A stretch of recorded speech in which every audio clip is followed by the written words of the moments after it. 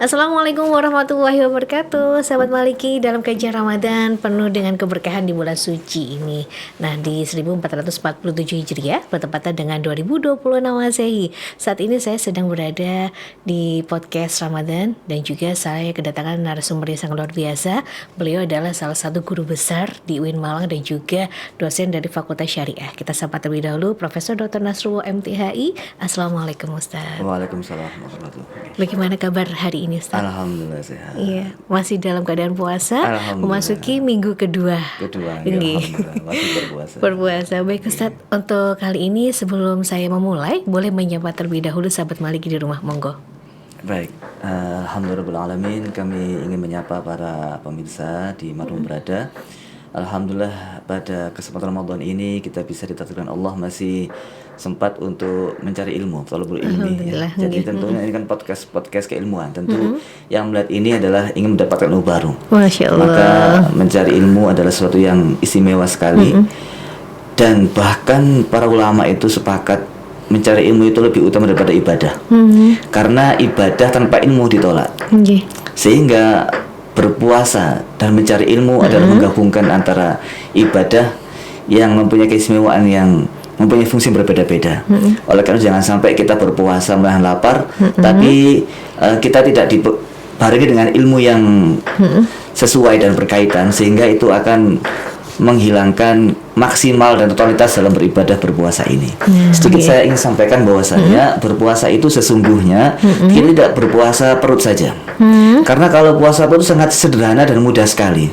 Dan ternyata survei membuktikan kebanyakan, nggak semuanya, itu lebih mudah puasa perut daripada puasa selain perut. Gitu. Karena dalam sebuah hadis disebutkan sahih, ruba shaimin. Artinya ruba itu banyak orang berpuasa laisa lahu min siyamihi ilal ju' wal atash. Banyak orang berpuasa tapi hanya mendapat bagian tidak makan tidak minum saja, hanya lapar dan haus saja. Ini menunjukkan bahwasannya banyak orang itu kuat menahan tidak makan dan tidak minum, meskipun ada juga sih yang 1, 2, 3 tidak berpuasa. Lah, lebih sulit lagi itu apa?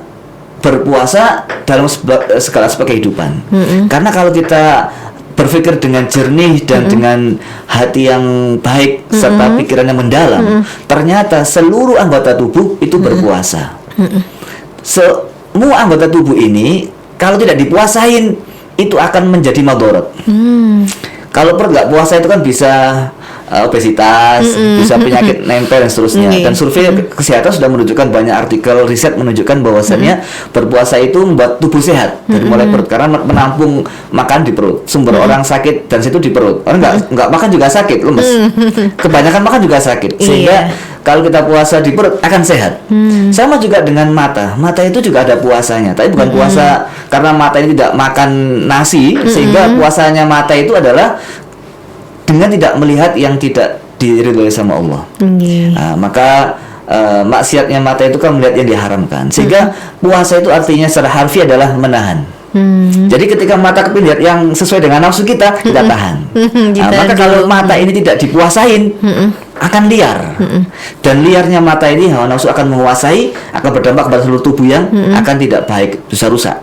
Jadi mata yang misalkan seumpama lihat yang nggak disenangi ya, lalu dia misalkan ngintip orang nih, lalu dibalik seumpama nih, lalu tidak lanjut, habis ngintip tertarik tidak lanjuti, ketika ketahuan digebukin orang, lah itu kan repot.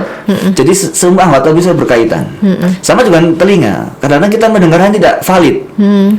Kita diadu domba misalkan, sehingga kita marah, lalu kita pukul itu yang ngomong nggak enak, padahal salah paham. Jadi kesimpulannya, puasa Ramadan itu sebenarnya tidak berpuasa perut saja, tapi puasa seluruh anggota tubuh kita. Tangan juga harus berpuasa. Mau mukul orang nggak jadi, mau ngambil dompet ya. Kalau kita tangan nggak dipuasain bisa gawat nih. Ada dompet orang kita ambil tidak izin, itu kan juga tidak baik. Jadi kesimpulannya, kenapa kok yang dipilih sama Allah perut dulu?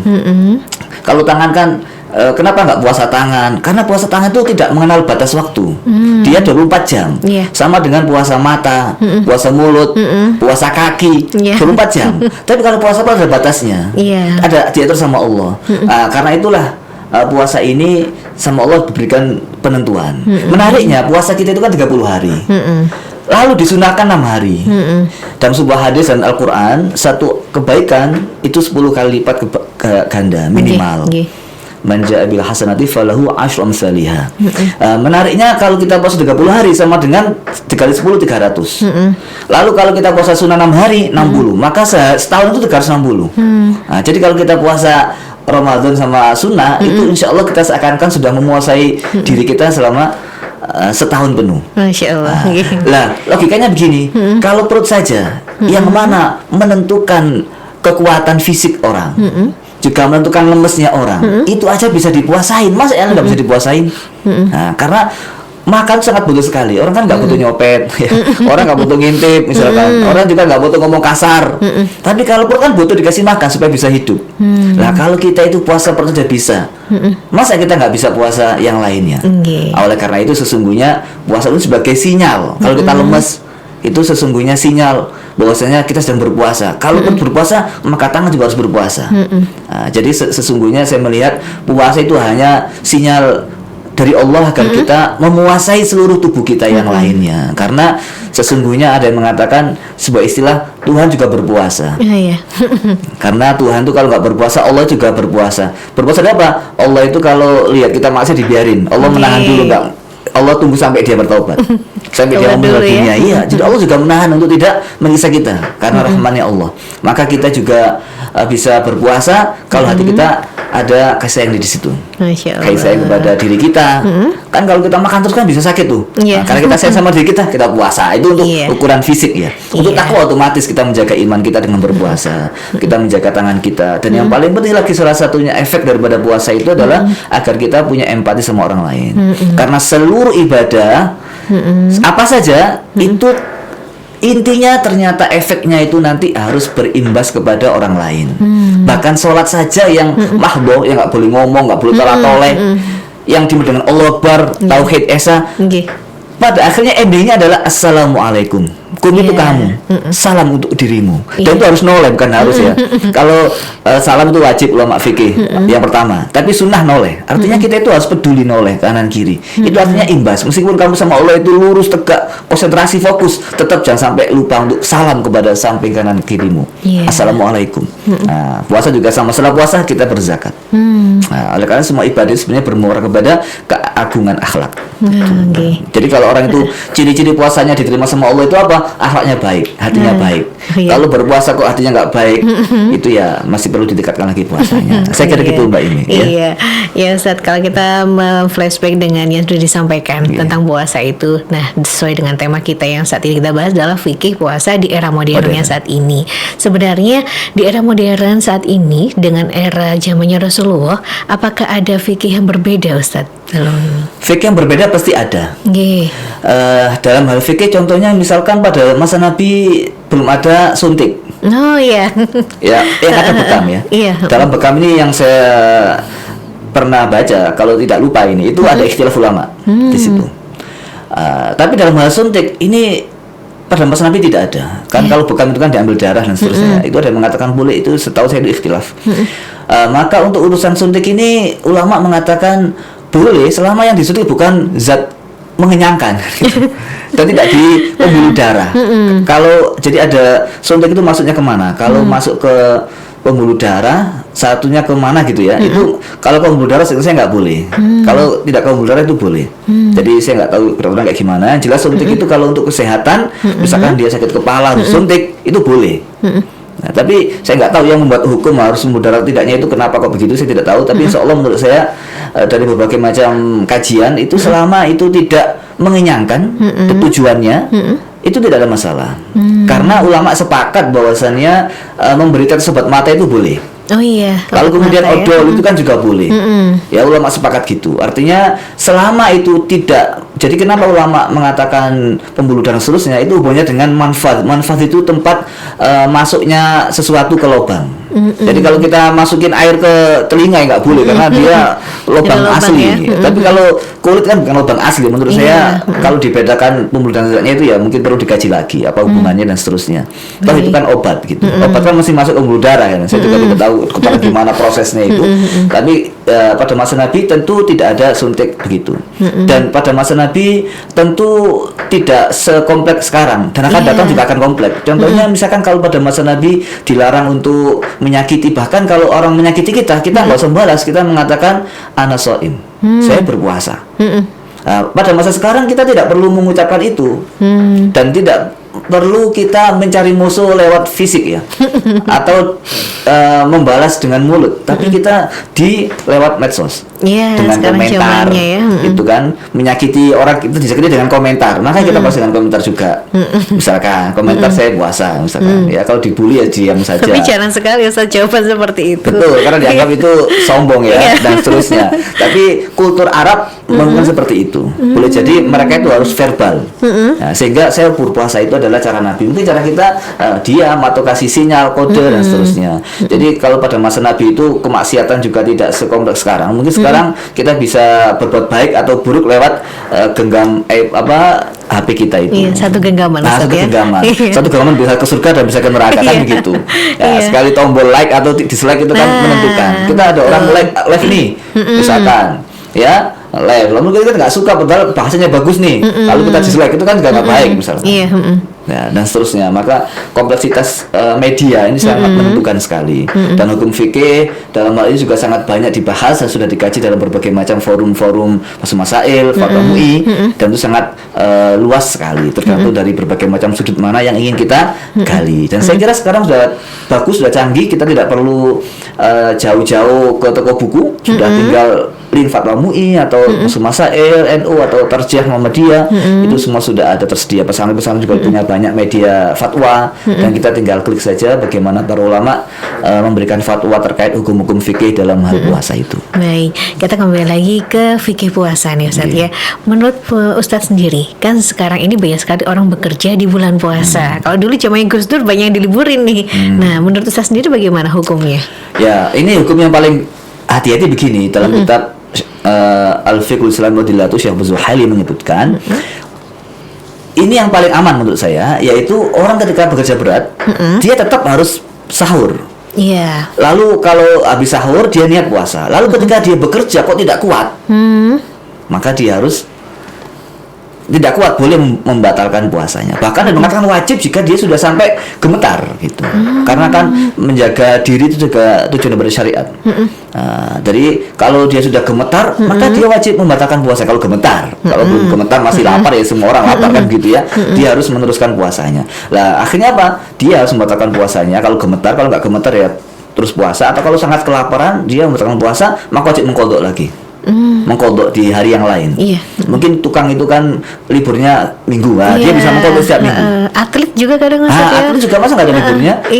Tapi ada juga yang mengatakan begini, orang yang setiap harinya bekerja keras itu, tapi ini menurut saya tidak aman. Tapi ya ada fatwa mengatakan orang yang bekerja keras itu boleh nggak berpuasa.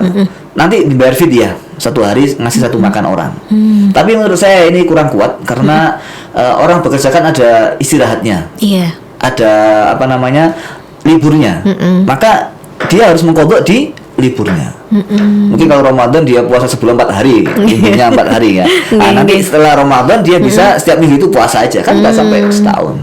Paling berapa bulan sudah selesai kan gitu. Jadi menurut saya orang bekerja keras ini, saya harap tidak berkecil hati atau sudah pesimis duluan. Coba saja.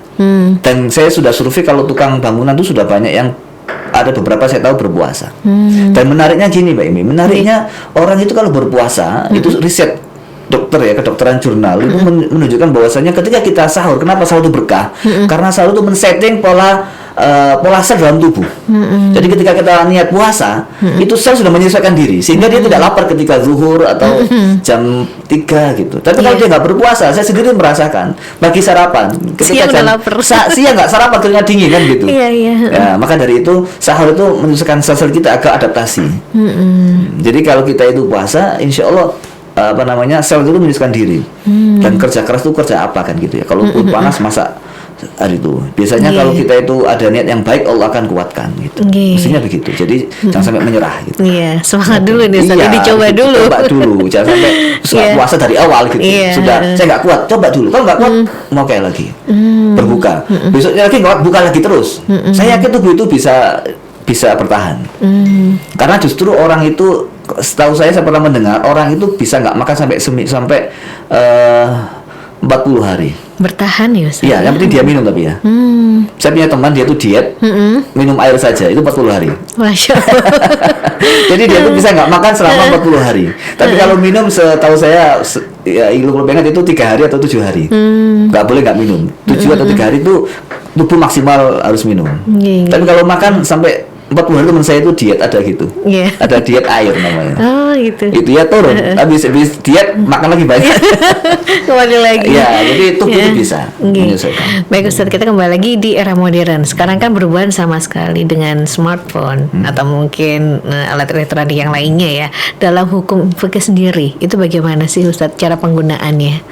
Penggunaan gadget dan seterusnya itu sangat diperbolehkan. Bahkan menurut saya sunnah atau wajib ya. Ya, kalau maksudnya itu kan wajib menggunakan gadget ya.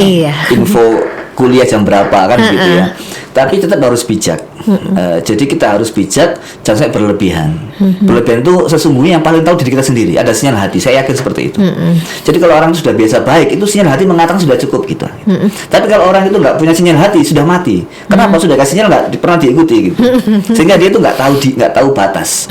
Itu yang pertama. Jadi kalau menurut saya penggunaan gadget itu harus bijak dan tidak boleh berlebihan. Masing-masing itu tergantung dengan kebutuhannya. Dan saya punya tip, sebelum menggunakan gadget, saran saya berdoa kepada Allah dulu. Ya Allah, berikan keberkahan saya dalam menggunakan gadget ini. Misalkan kalau dia scroll nih TikTok ya atau IG, silakan aja, kita perlu informasi. Ada informasi ini, informasi itu, berita ini, berita itu, kita juga penting tahu. Jangan sampai kita nggak tahu apa-apa sama sekali di dunia yang modern seperti ini. Tapi yang jadi masalah kalau kelewat batas dan nggak penting. Misalkan kita ini nggak punya uang banyak, tapi setiap hari scrollnya kuliner terus yang mahal-mahal, itu kan nggak cocok gitu ya. Dana mahasiswa tapi resto bintang 5 terus, itu kan juga nggak berguna ya. Kecuali kalau sehari sekali nggak apa-apa, sehari sekali paling nggak, supaya tahu makanannya itu kayak gimana. Lalu dia nabung beli kan, tapi setiap hari gitu. Nah ini apalagi dia bukan kuliah jurusan perhotelan yang masak gitu ya, kan nggak berguna tuh. Nah, itu saya kira masing-masing bisa menyesuaikan dengan dirinya. Dan tip dari saya, berdoa dulu kepada Allah sebelum menggunakan gadget. Bismillah dulu. Bismillahirrahmanirrahim 3 kali ya. Selawat 3 kali. Bacalah haula 3 kali, la haula wala quwata illa billazim. Karena yang bisa menggunakan kita itu adalah Allah. Nanti insya Allah itu, berarti bismillah, selawat, haula 3 kali, bisa dibuktikan tips dari saya. Insya Allah kalau sudah kalau batas, nanti hati itu ada sinyal. Dan kalau dipaksa dia nggak nyaman. Gitu. Coba saja. Iya, kita perlu dicoba. Iya, nanti dia tuh nggak nyaman, bosan. Anak kecil itu kadang-kadang tahu bosan. Jadi kadang-kadang saya itu kalau main gadget itu bosan, sudah ditaruh gitu aja. Udah bosan gitu. Nah, jangan sampai kita itu nggak punya bosan hal yang tidak berguna. Meskipun HP itu juga berguna, TikTok juga berguna, tapi yang nggak berguna itu kelewat batas dan itu tahu diri. Jadi ada batasannya nih. Batasannya ya, itu yang tahu diri sendiri kan. Kita nggak bisa mengatur setengah jam, 2 jam, kita kan nggak tahu informasi apa yang kita lihat dan seterusnya. Iya, baik Ustaz. Kalau berbicara soal puasa, ini pasti di kalangan kaum wanita nih Ustaz ya. Ada yang biasanya hamil atau menyusui. Dan dalam fikih sendiri seperti apa mengaturnya Ustaz? Ya, ulama ikhtilaf ya dalam hal ini. Kalau dalam mazhab Syafi'iyah itu kesimpulannya begini, kalau menurut saya, salat tarjih itu menurut saya, selama dia itu tidak berpuasa karena hamil atau karena menyusui, itu boleh saja dia tidak berpuasa lalu mengqadha di hari yang lain. Tapi kalau mazhab Syafi'iyah, kalau dia itu yang ditakuti untuk diri sendiri, ya, itu boleh nggak mengqadha, nggak kafarat. Jadi 2. Kalau kita menyusui, yang kita takutkan anak kita, ya, itu kita wajib mengqadha dan kafarat. Tapi kalau kita yang takut diri kita sendiri nggak kuat, itu seingat saya itu ya, insya Allah begitu, itu kita hanya wajib qadha saja. Malah aneh juga, saya juga nggak ngerti. Itu perbedaannya agak rigid ya. Tapi kesimpulannya ada dibedakan. Kenapa nggak puasa? Takut dirinya apa takut anaknya? Kalau takut dirinya malah tidak wajib kafarat, hanya qadha saja. Tapi kalau takut anaknya malah double. Seingat saya begitu. Nanti bisa dicek lagi. Tapi mazhab yang lain nggak begitu. Mazhab yang lain pokoknya ada uzur menyusui atau hamil, itu sudah bisa tidak berpuasa dan diqadha saja. gitu. Jadi ya boleh cari. Jadi itu ikhtilaf ya. Jadi itu menurut saya insya Allah tarjih itu ya insya Allah setelah kita ambil insya Allah ya cukup qadha saja gitu, karena itu kan di luar kendali kita gitu. Boleh berbagi tips Ustadz untuk puasa di era modern kali ini? Tipsnya itu yang pertama doa kepada Allah, nomor satu, agar kita kuat dan sehat. Yang kedua, dalam beribadah jangan diforsir. Karena puasa ini saya lihat banyak orang pilek, banyak orang flu, karena tidurnya kurang, ya, betul. makannya kurang, lalu terawihnya banyak seumpama atau ibadahnya banyak, aktivitas juga banyak. Ini akhirnya nanti dia sakit malah nggak berpuasa. Maka saya bukan menghalangi orang beribadah, bukan, tapi ibadahlah sesuai dengan kemampuan. Malah nafsu nanti. Nabi itu kan terawihnya 3 hari aja. Hanya 3 hari? 3 hari saja. 3 hari saja, bahkan ada 4 hari atau 3 hari. Itu yang sahih antara 3-4 hari. 3 lah rata-rata ulama dalam hadis itu 3 hari saja. Bahkan itu hari yang keempat itu sahabat itu sudah ketok pintu, Nabi nggak bergerak sama sekali. Nabi itu tahu, tapi Nabi nggak keluar dari rumah. Nah, itu ulama-ulama dalam banyak riwayat menyebutkan karena khawatir nanti tarawih dianggap wajib. Iya. Jadi Nabi itu nggak mau, bukan kok nggak melakukan itu. Jadi Nabi itu nggak mau tarawih lebih dari 3-4 hari dengan sahabat loh ya. Dengan sahabat. Jadi ceritanya itu kan Nabi sholat. Habis Nabi sholat di masjid kan dekat rumahnya kan jejer, nempel. Nah, sahabat kemudian tiba-tiba ikut aja gitu. Hari kedua Nabi sholat lagi, sholat sunnah, sahabat tambah banyak lagi. Hari kedua tambah banyak lagi. Hari keempat beliau nggak keluar. Bangsa itu udah gitu. Sahabat sudah kasih isyarat nih, tapi nggak keluar. Nabi mengatakan, artinya banyak riwayat menyebutkan bahwasanya saya khawatir nanti diwajibkan, kamu nanti nggak kuat, gitu. Jadi ibadah itu Nabi sudah kasih sinyal. Maka kalau orang itu dihina, dicemooh gara-gara nggak lengkap tarawih itu kayaknya nggak baik. Kadang kan diolok-olok Ustaz ya. Iya, kamu nggak tarawih penuh, saya penuh. Biasa aja. Nabi itu sudah tahu umatnya. Jadi ibadah yang paling banyak itu tidak menentukan, tidak menjamin kualitas. Kan gitu. Jadi banyak riwayat menyebutkan dari Sayyidah Aisyah radhiyallahu anha, banyak hadis riwayat dalam berbagai macam kitab sahih menyebutkan bahwasanya Nabi dalam keadaan Ramadan nggak lebih daripada 8 rakaat dan witir 3 rakaat. Sehingga ini dibuat jadikan acuan yang tarawih 8. Adapun tarawih 20 itu sejak Sayyidina Umar. Tapi berjamaah. Baru muncul jamaah dan 20. Ada lagi ditambahin 16 hingga 36. Ada 36 dalam riwayat ulama Hijaz itu. Orang Madinah, Imam Malik juga saya membaca riwayat itu mazhab Malikiyah waktu dahulu itu 36 rakaat. Ya, jadi katanya orang dulu kan 20 Sayyidina Umar. Jadi yang pertama kali memprakarsai tarawih jamaah itu Sayyidina Umar. Jadi sebelumnya itu sendiri tarawih itu. Enggak jamaah. Jadi tarawih jamaah itu Sayyidina Umar itu. Imam pertama kali bin Ka'ab radhiyallahu anhu. Itu pertama kali 20 rakaat. Nah, setelah itu sama witirnya. Nah, sebelum itu tidak. Nah, maka orang Mekah ini habis tarawih itu tawaf. Orang Madinah nggak tahu, akhirnya gantinya 16 rakaat kira-kira gitu. Filosofinya begitu ya, 36 rakaat ya. Iya, tapi ulama-ulama yang lain Ahmad bin Hanbal itu setiap hari 100 rakaat setiap malam, tidak hanya Ramadan saja. Kalau di Syria, di Damaskus itu saya tahu sendiri, kalau malam 27 100 rakaat. Dari Isya sampai subuh non-stop. Masya Allah. Saya lihat sendiri. Itu begadang di Ustaz ya. Iya, tapi kan kalau saya ini waktu dulu itu kan datang di awal sama di akhir aja.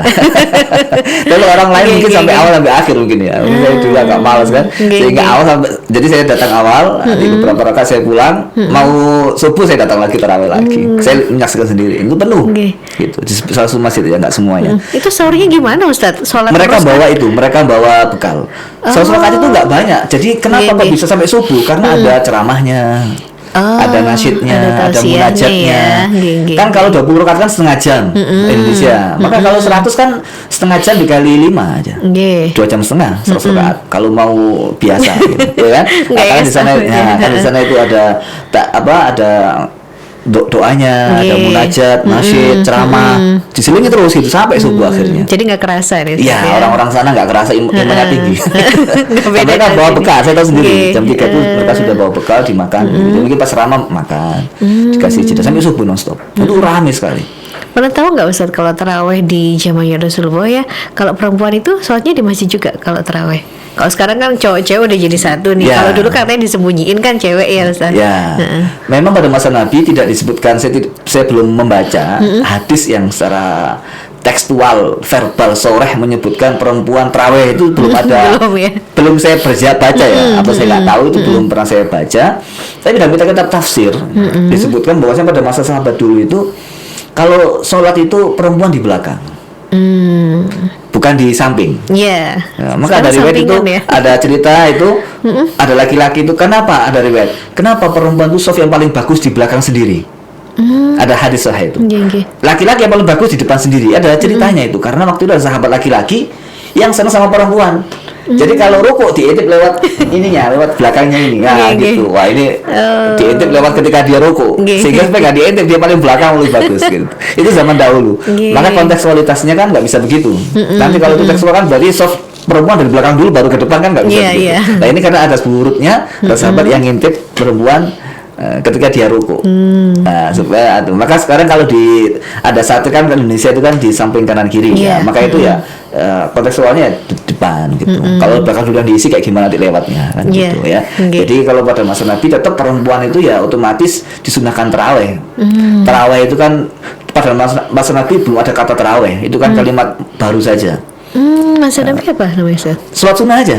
Hadisnya itu man qama ramadhana. Man qama ramadhana itu artinya barang siapa yang mendirikan sholat sunnah di bulan Ramadan. Yang mulai itu kan menghidupkan malam, mendirikan malam, mendirikan malam dengan sholat konotasinya. Sehingga kalimat tarawih itu kan diambil dari kata tarawih atau istirahat. Istirahat itu istirahat. Jadi memang di India, di beberapa negara, bahkan di Indonesia beberapa saya kecil itu setiap 4 rakaat atau 2 rakaat itu istirahat dulu. Santai-santai dulu baru sholat. Di India itu pernah ada, bukan pernah ada, ada sebuah masjid itu habis 2 rakaat minum susu, sholat lagi, minum susu lagi gitu. Jadi dari kata taraweh itu istirahat santai. Itu yang ngasih nama ulama itu. Nabi tidak pernah menyebutkan kalimat taraweh. Saya pastikan insya Allah itu. Ya, jadi ulama sendiri yang menyebutkan. Maka kalau taraweh tergesa-gesa itu mestinya tidak sesuai dengan namanya kan gitu. Mestinya ya.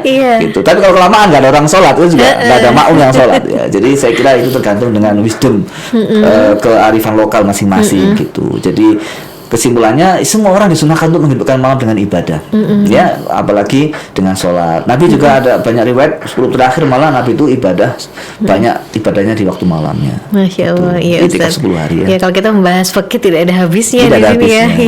Baik Ustaz, sebelum kita closing, ada yang mau disampaikan pesan untuk sahabat Maliki di rumah? Pesan saya untuk sahabat-sahabat Maliki di rumah, puasa ini melatih kita untuk senantiasa muraqabah kepada Allah. Muraqabah itu artinya selalu merasa diawasi oleh Allah. Karena ketika kita berpuasa, yang tahu hanya Allah. Boleh saja ketika kita itu wudhu, berkumur, lalu kita telan dikit, nggak ada orang tahu. Tapi kita tidak menelan air itu karena kita merasa Allah mengawasi kita. Maka pada Ramadan ini kita tidak hanya puasa perut kita, tapi juga puasa pikiran dan hati kita yang baik. Hanya fokus mendapatkan ridho dari Allah. Maka pesan saya, Ramadan ini jadikan hati semakin dekat dengan Allah, dan tubuh kita semakin bijak dalam melakukan aktivitasnya, lalu semakin peduli terhadap perasaan, kebutuhan, dan keadaan sekitar kita, orang-orang di sekitar kita. Saya kira itu aja. Mudah-mudahan puasa kita diterima oleh Allah Subhanahu wa taala. Kita juga bisa kuat ibadah sampai 30 hari. Amin. Dan kita semakin sehat imannya, dan semakin sehat juga hati, dan akhlak kita juga semakin baik. Amin. Masya Allah. Terima kasih Ustaz. Baik sahabat Maliki di rumah, demikianlah kajian Ramadan kali ini. Semoga bermanfaat untuk kita semuanya. Saya akhiri. Wassalamualaikum warahmatullahi wabarakatuh.